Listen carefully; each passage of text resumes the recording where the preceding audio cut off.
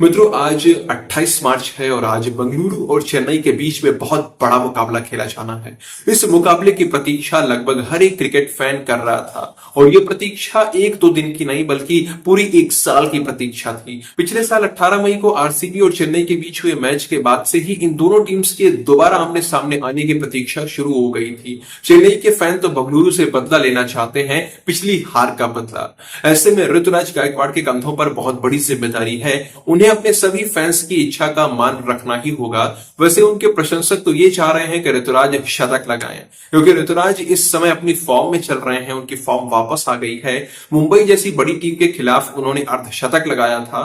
200 plus के strike rate के साथ में 26 गेंदों में 53 रन बना दिए थे, 6 चौके लगाए थे, 3 छक्के भी लगा दिए थे। वैसे अगर ऋतुराज चाहते तो उस दिन अपना शतक भी पूरा कर सकते थे।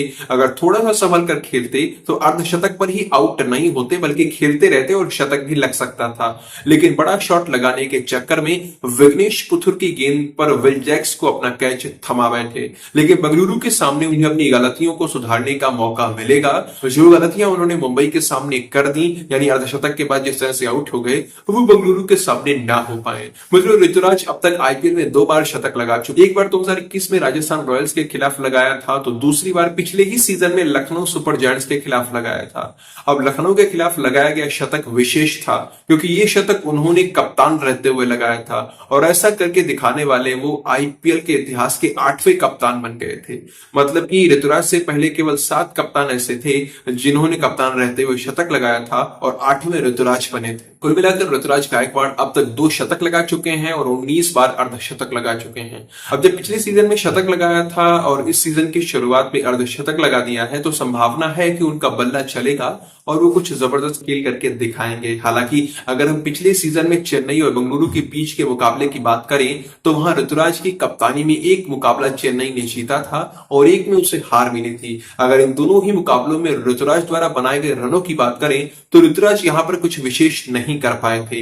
एक मैच में उनके द्वारा 15 रन बनाए गए थे और अगले मैच में 0 पर वो आउट हो गए थे। गोल्डन डक पर वापस जाना पड़ा था। अब ऐसा नहीं है कि पिछला सीजन ऋतुराज के लिए खराब गया था। अब ऐसा नहीं है कि पिछला सीजन ऋतुराज के लिए खराब गया था इसीलिए वो आरसीबी के सामने अच्छा नहीं कर पाए। अगर खराब गया होता तो पिछले सीजन में शतक कहां से लगता, और ऋतुराज तो पिछले सीजन में सेकंड हाईएस्ट रन स्कोरर बन गए थे। सबसे ज्यादा रन विराट ने बनाए थे, तो दूसरे नंबर पर ऋतुराज गायकवाड़ ही थे। इसका मतलब ऋतुराज के लिए सीजन अच्छा गया था, उनका व्यक्तिगत स्कोर अच्छा रहा था, उनका बल्ला चला था, लेकिन वो बेंगलुरु के खिलाफ नहीं चल पाए थे। तो एक डर तो सभी के मन में है कि क्या इस बार भी वो ऐसा ही करेंगे, क्या इस बार भी वो बेंगलुरु के खिलाफ नहीं चल पाएंगे।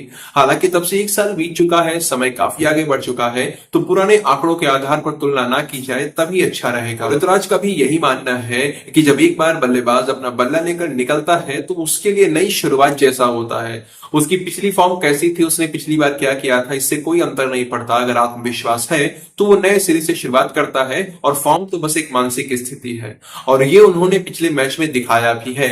आईपीएल से पहले और ये उन्होंने पिछले मैच में करके दिखाया भी है। आईपीएल से पहले ऋतुराज की फॉर्म बिल्कुल भी अच्छी नहीं चल रही थी, लेकिन उन्होंने पहले मैच में ठीक ठाक खेल दिखाया और इससे लग रहा है कि बेंगलुरु के खिलाफ उनका खेल अच्छा ही जाएगा।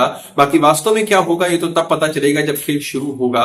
उनके प्रशंसक तो बहुत ज्यादा एक्साइटेड हैं उन्हें अच्छा खेल दिखाते हुए देखने के लिए। तो क्या ऋतुराज गायकवाड़ अपने प्रशंसकों की इस इच्छा का मान रख पाते हैं? क्या वो शानदार खेल दिखा पाते हैं? ये सब जानने के लिए बस कुछ घंटों की प्रतीक्षा कीजिए, उसके बाद सब कुछ हमारे सामने स्पष्ट होता चला जाएगा।